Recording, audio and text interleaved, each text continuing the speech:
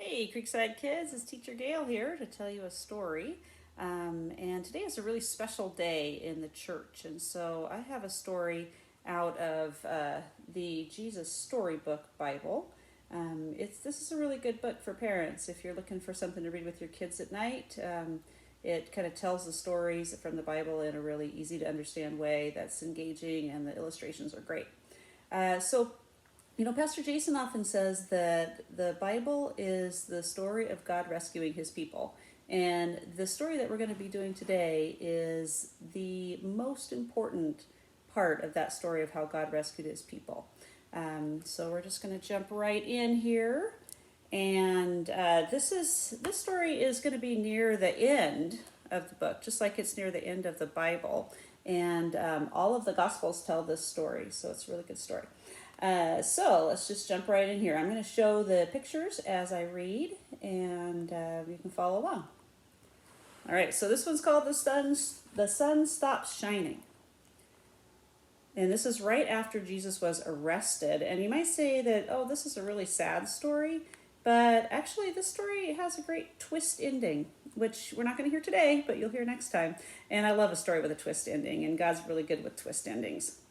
So it's called The Sun Stops Shining. So you're a king, are you? The Roman soldiers jeered. Then you'll need a crown and a robe. They gave Jesus a crown made out of thorns and put a purple robe on him. And purple was the color for royalty or a king, but they were really making fun of him here and pretended to bow down to him. Your Majesty, they said. And then they whipped him and they spat on him. They didn't understand that this was the Prince of Life, the King of heaven and earth, who'd come to rescue them. The soldiers made him a sign, Our King, and nailed it to a wooden cross. They walked up a hill outside the city.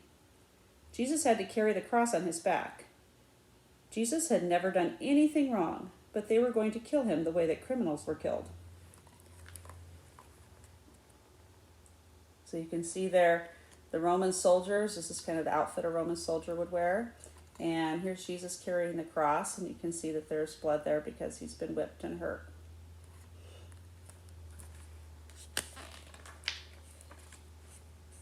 They nailed Jesus to the cross. That seems pretty bad, right? I think I would have a hard time if somebody did that to me. But Jesus said, Father, forgive them. They don't understand what they're doing. So even when people were doing bad things to him, Jesus was still asking God to forgive them. You say you've come to rescue us, people shouted, but you can't even rescue yourself. But they were wrong. Jesus could have rescued himself.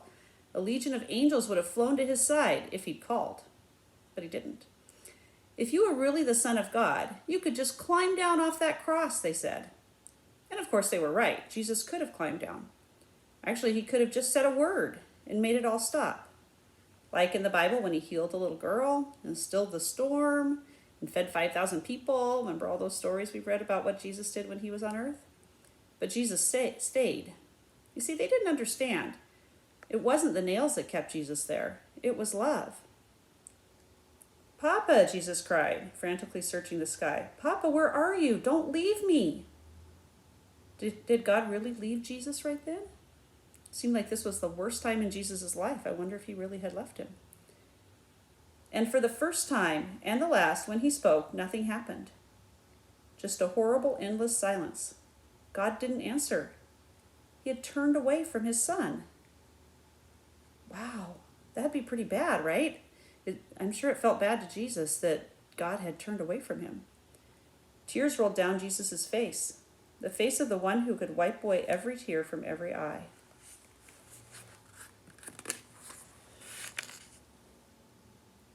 So there's Jesus, and you can see the crown of thorns they put on his head here. That must have really hurt. And it says, Our King, but remember, they were just making fun of him. They weren't really calling him a king.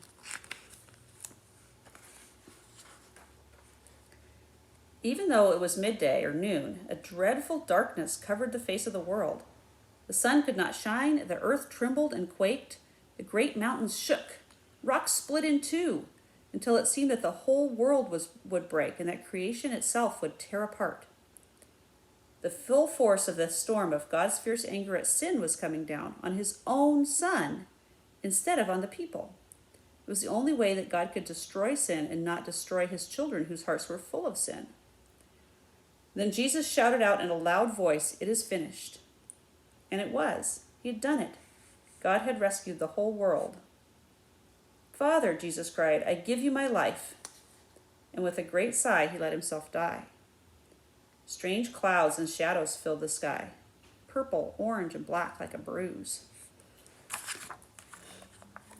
I wonder if all the people who were watching knew that something was happening at that point. Do you think they figured it out? I think maybe I would have if all of a sudden the sky turned all those colors and the earth was shaking.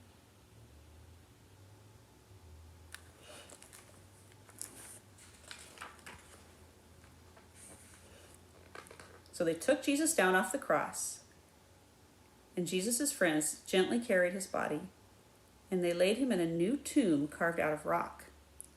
How could Jesus die? What had gone wrong? What did it mean? They didn't understand anything anymore, except they knew that their hearts were breaking. "That's the end of Jesus," the leader said. And just to be sure, they sent strong soldiers to guard the tomb. They hauled a huge stone in front of the door to the tomb so that no one could get in or out. So you could see that it takes several of the soldiers to push that stone in front of the tomb. And they thought that was the end of the story. But we know that God loves a twist ending, and so I'm excited to see the twist ending that happens in this story later. All right, bye Creekside kids. Thanks. See ya.